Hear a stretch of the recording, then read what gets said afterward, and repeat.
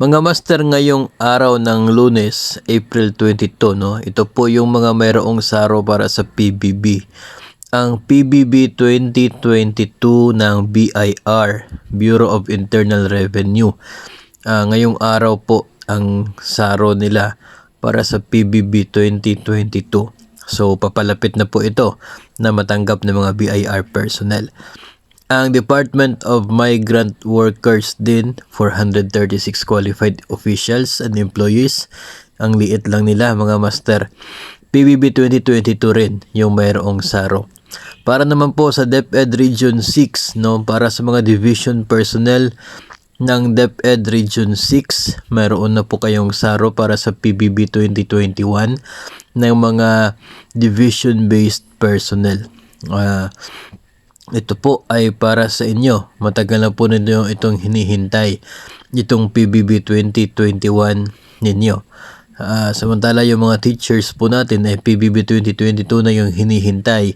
Ang mga nasa Division Office ay 2021 pa.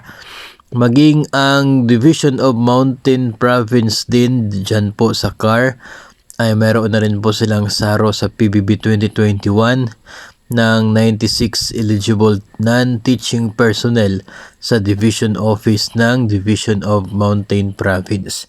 So, congrats sa mga meron pong saro ngayong araw para sa kanilang PBB 2021 na mga division personnel ng DepEd at mga PBB 2022 naman sa migrant workers na department at sa BIR. So, yung ibang agencies mga master na malalaki, no, patuloy pa rin po nating inaabangan if kailan din sila makakatanggap ng special allotment release order para sa kanilang PBB 2022.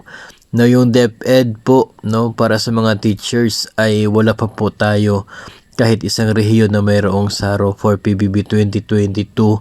No, yun po yung ating abangan dahil posible po na ongoing na yung pag-consolidate ng mga kinakailangang listahan ng eligible personnel para maibigay doon sa DBM for the release of the SARO. So sana po ay mapabilis para mabilis rin yung paglabas ng SARO at mapabilis din ang pagtanggap ng PBB 2022 para sa mga DepEd personnel.